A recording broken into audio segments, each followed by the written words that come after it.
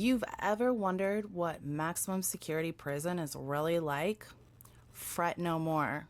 Lindsay's here to tell you guys the scoop. So let's look at Gypsy Rose really quick. We're running out of time, so we won't talk about her too much. But Gypsy Rose is the woman who unalived her mother. Mm-hmm. She got a man with limited functioning to do it for her. But she was in the Chillicothe Correctional Center in Missouri. And what I would really wanted to talk about Gypsy Rose is Gypsy Rose liked to snitch on people. What happens to snitches? In prison, she was a snitch? Yeah, we have where she wrote to the court or the prison system telling on people about what her cellmate did, and yeah, What? she was a snitch. She didn't get beat up? Incident report? No, I guess not. I don't think I'm amazed. she did it until she got out, and then we found it and then put it on. But I don't think they knew that she was the one doing it. Yeah, that's scary. That's the worst thing you could do, like in that situation. If anybody finds out, they're gonna really, you're done. Like you're done. You're in big trouble. Yeah, like yeah, it's well, not. What about her? She liked to hang out with the people that like to harm little people. We can't say, but you know what I mean. Yeah. She liked to hang out with those people. What happens to those type of people in a women's prison? Is maybe that's why she was forced to hang out with those people, because she was a snitch. Yeah, maybe if she was, there's like a special population that are housed together, like people that sometimes I didn't have this where I was, but I'm sure it's there because it's usually everywhere. To where they can't be in general population or something. And so like they're scared, but usually they just put them in their own cell. But maybe on the main or something they had that. I don't know. But usually in a lot of prisons they have that to where they're around each other. And it's like people that are scared of general population or there are snitches. Yeah. Snitches are put in different places too, on purpose. So you always think someone's a snitch. And it's like a constant thing. You have to like watch what you say because they're put in there. Oh, they put them in there to snitch on you. Yeah. I mean, sometimes they'll find them as a snitch and then they'll move them around. And you won't know that they're a snitch, right. But you just always assume everyone's a snitch. Yeah. Yeah. What a way to live.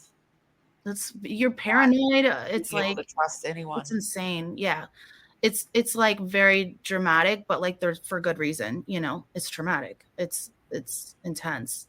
I can't believe that she would do that. That's extremely risky.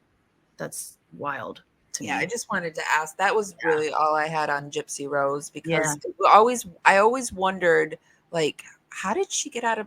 I thought maybe female prisons are different and they just let people get away with that kind of stuff. Was she in maximum? She was a violent offender. She would have been in maximum security. That's interesting. I don't know.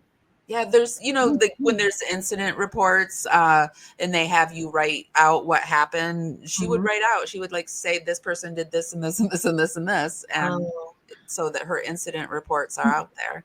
So nobody probably saw them or knew. No, I don't think so. I think she would have got beat up. I really do. I really don't want people to get harmed, but I just don't want people like Gypsy Rose to have a good life either. I'm so torn by it all. It's a sad thing because, on one hand, I can say that it helped me save my life, but it also was extremely traumatic and I have PTSD from it still. I don't want to admit it, but it's the reality. Yeah. How could you not? Yeah. And it's gotten worse over the years with other PTSD, just, and so there's a lot of stuff that I started doing in there that to this day, I'm very like a fight or flight over. I saw you say something about like the way you sleep, like you would there was some woman that would wake you up every morning. Yeah, like yelling. So like anytime that I hear anything, I like sit up immediately and like get ready to like get up, like jump up. It's like so bizarre because you had to be like have your bed made and be out of bed, and like you have to do it like so quick. And so I used to be one to just like sleep and like be in bed all the time. And like now I literally would like jump up. It's so insane. That is insane. But yeah, that's definitely post-traumatic stress there. Yeah, I don't like crowds of people now since and it was like that immediately after I got out too. I couldn't go in crowds. Women are much worse than men in my opinion. They had to separate them and work with the PD. Oh yeah, I would have too.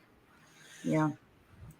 Yeah, women fight different than men. I don't think, I mean, some are, they use their hands, but women are connive. We can think. We think it out. Mm-hmm. We play the long game and we're good at it. We use reputation a lot in our conniving, you know? Yeah.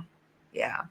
It's well, and you know, you're different too, because like, one, you didn't unalive your mom, and two, you take complete responsibility for what you've done. That's the whole step of like, true. I don't think like forgiveness is like telling somebody, like telling a priest or even telling God that you want to be forgiven. Forgiveness is never doing it again, saying you're sorry, and then proven by your actions of not doing it again. That's to me is what forgiveness is. That's how you earn it. And none of these women are doing anything to try to get forgiveness. They don't care. Yeah, a lot of them seem okay with it. I don't understand. It for me, whatever, anything like jail or prison happened to me, that was like, this is a wake up call. This is something I'm going to use as a catalyst for change because I don't want to be in this position again. So I was never okay even being the type that's drinking and doing what I was doing. You know what I mean? I was never content. I was like, this is not who I am. Like, yeah. you know, I've drank and drove, and I'm like horrified by it. The thought of like just harming another human being, it just horrifies me, and I'm ashamed by it. And I'll never, you know, I just, the only way I can like fix it is never doing it again. Right. That's all you can do. All you can do is go forward.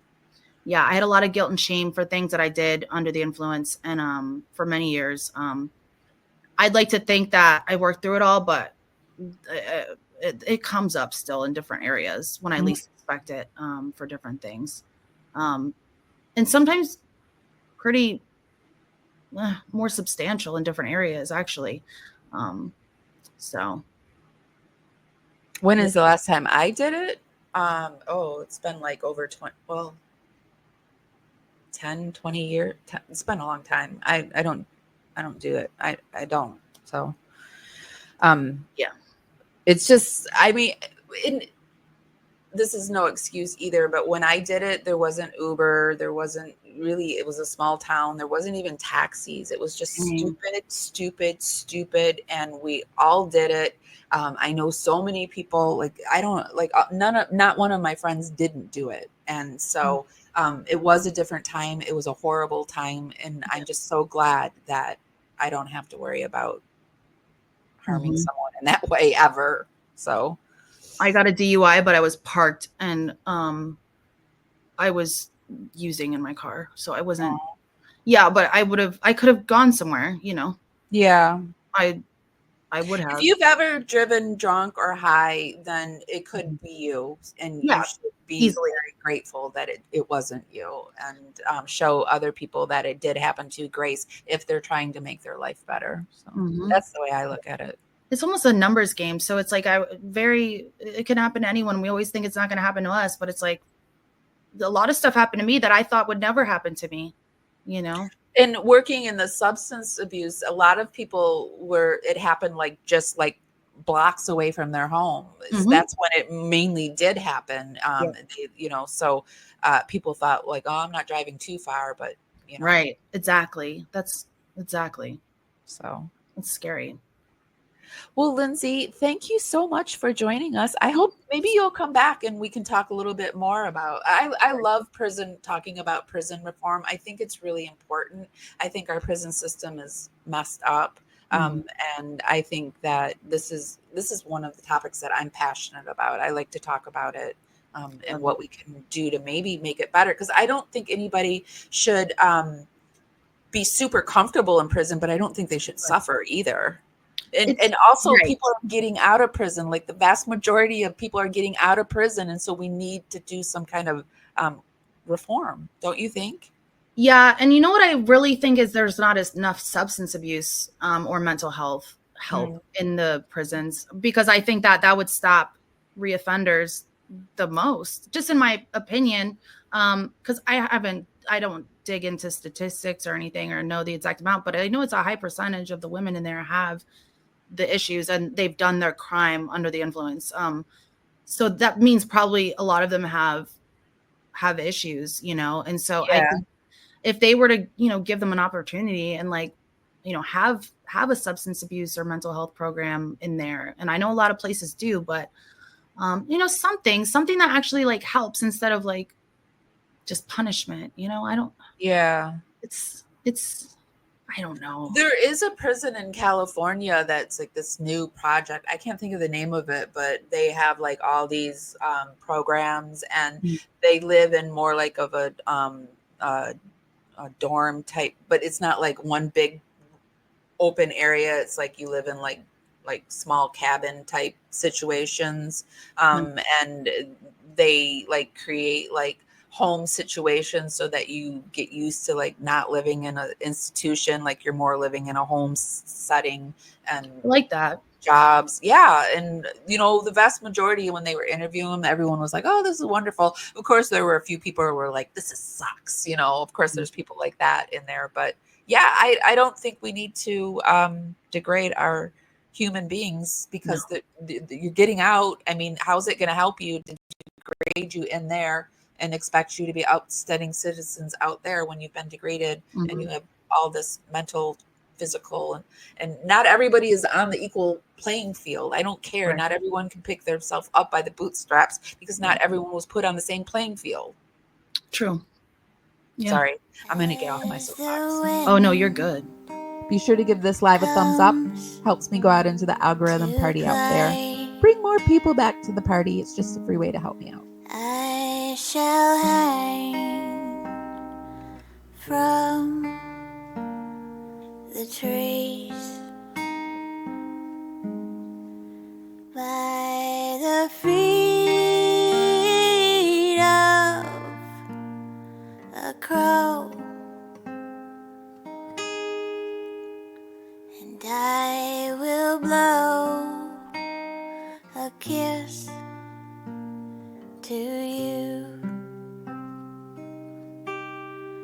I will blow